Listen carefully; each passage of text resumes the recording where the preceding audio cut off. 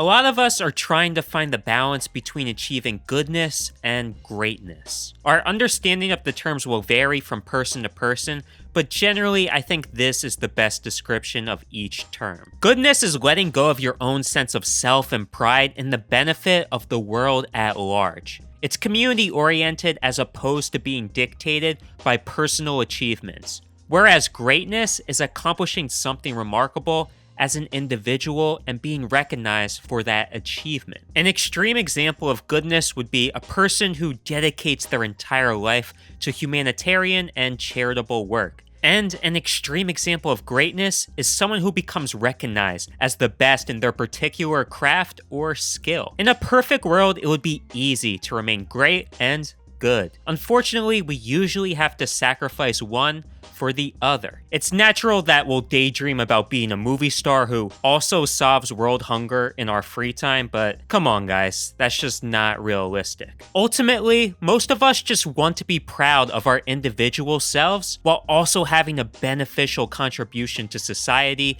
community, and our families as a whole. So how do we get there? Well, if I knew that, I probably wouldn't be here making this video, because that would mean I unlocked all of Earth's secrets. I can't speak for everyone, and I won't even try, but I can speak for myself, and I'll say that having personal achievements can be really fulfilling. I have goals of mine that I take very seriously and want to actualize. Finishing my first draft for my movie script last year felt amazing, and I want to actually create this. However, I also understand that there's more to life than just my own desires. And individual accomplishments can't be the only place I look at to find personal fulfillment. A lot of hustle or self-help culture can encourage people to be self-sustainable, which is a good thing. However, if you follow their ideals to the logical conclusion, you'll just be living in your own empty castle alone.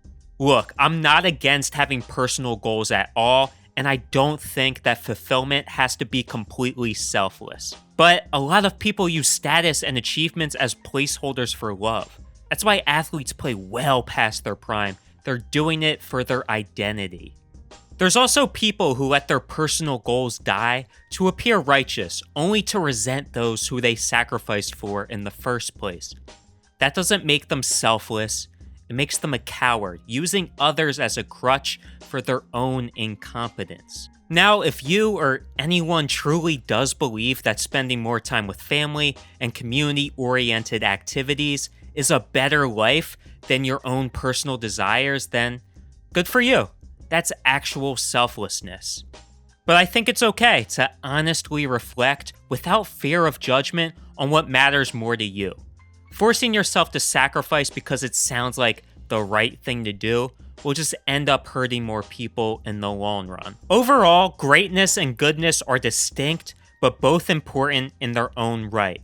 We all want a great legacy, but don't forget about your humane goodness. There's not a perfect guide on how to use goodness and greatness, but know that they exist, and they steer your life whether you want them to or not. We all want to be great, but don't forget to be good, because it'll cost you.